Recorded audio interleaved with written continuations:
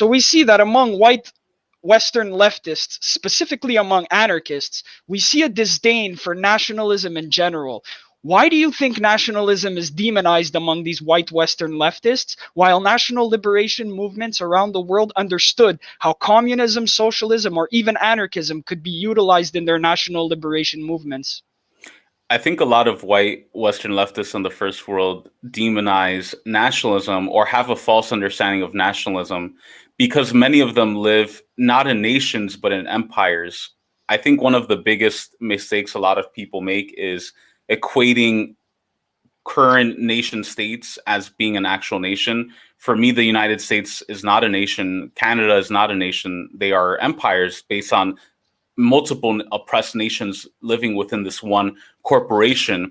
And it's interesting because the flag of the United States, the original flag, is actually the flag of the East India Company, which was Oh, wow. a British spice trading company, traded enslaved people. The U.S. was founded as a corporation, right? Hmm. It wasn't. It's not an organic nation that has an organic common tongue to all, that everyone speaks, that a common ethnic background.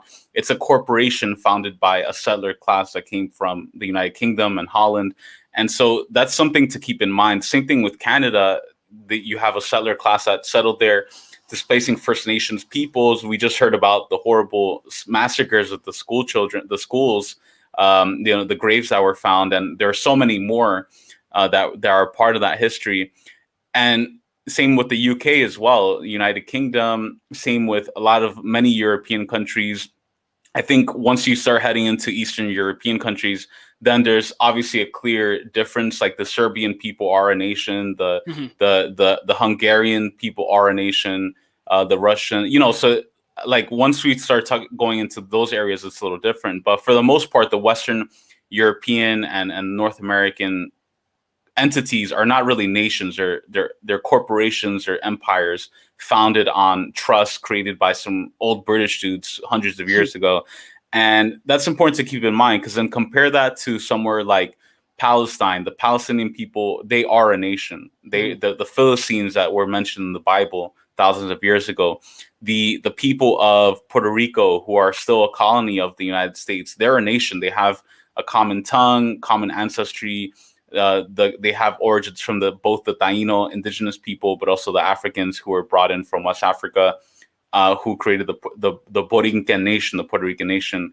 Same thing with many oppressed nationalities in the global South. And so there's a clear distinction, right? We can't look at a map that exists today and say that all of these are equally nations. Hmm. That's a false, and that's kind of where, for me personally, where my disagreements are with people who attempt to blend American, quote unquote, American nationalism with socialism, and Hmm. just say, oh, like it's the same as Venezuela, or it's the same. It's not really. I It's hear you. different. You get what I'm saying? So it's Yeah. like we can't put them on an equal footing, because it's two totally different trajectories of history, and we're on very different paths of history. And that's one of the things that Marx talks about in Capital, which I've been rereading here, Capital Volume 1, and he talks about the unequal distribution of wealth, the unequal paths of development throughout history. So Hmm. some nations and peoples are farther along the path in capitalist development than others. For example, in countries like Cambodia or Bangladesh, or countries, some Latin American countries that have still very feudal elements and are just now adopting capitalism. Whereas, like, obviously the US, the UK, Canada are already in the late stages of capitalism.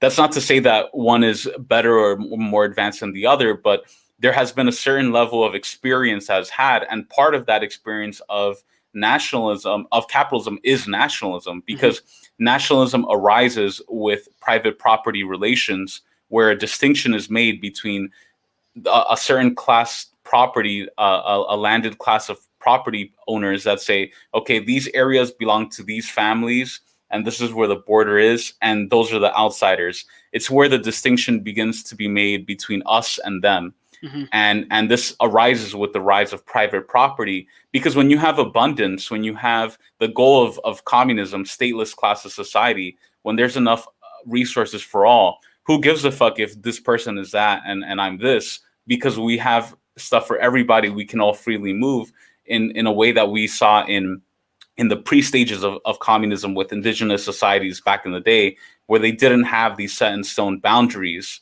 that clearly marked this or that.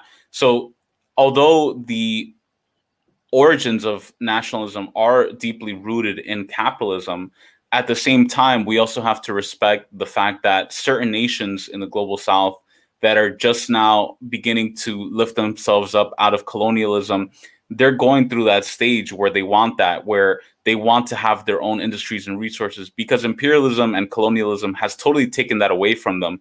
For example, I think one of the greatest examples out today are Puerto Rico and Palestine, because both are nations that have been denied their history, their culture. In Puerto Rico, for example, the English is being imposed as the language. US companies are being imposed as the dominant corporations. So the Puerto Rican food culture, language, that's all being erased by US imperialism. So the Puerto Rican people, when you see your people being wiped out, you're like, you want to preserve that, right? Because you haven't gotten the chance to go through that stage to have your own identity as a nation.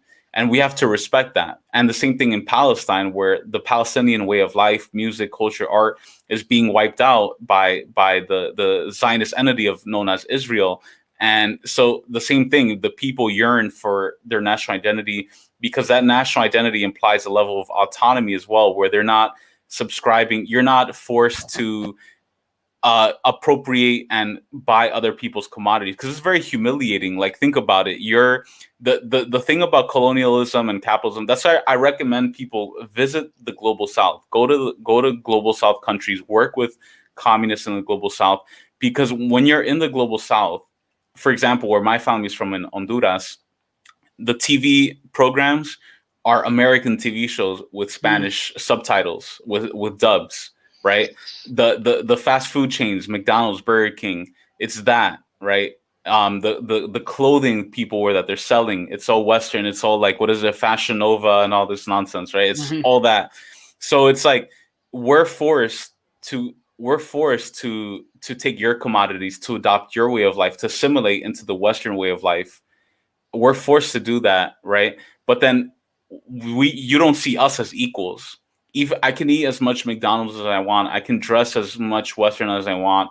I can try to talk English as perfectly as I want. But people in the West, the capitalist class, are never going to see me as an equal.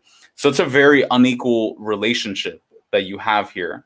It's a very unequal dialectic between the first world imperialist nations and the third world people who are struggling to preserve their way of life and are being imposed this Western culture.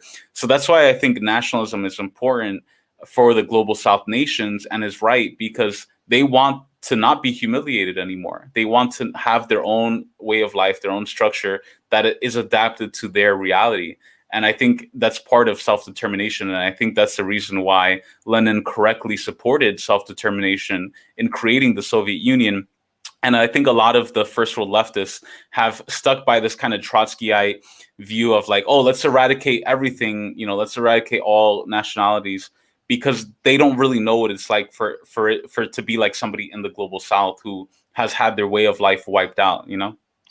And yeah, I've always made the distinction between, let's say, imperialist or what's the word I'm looking for here? Like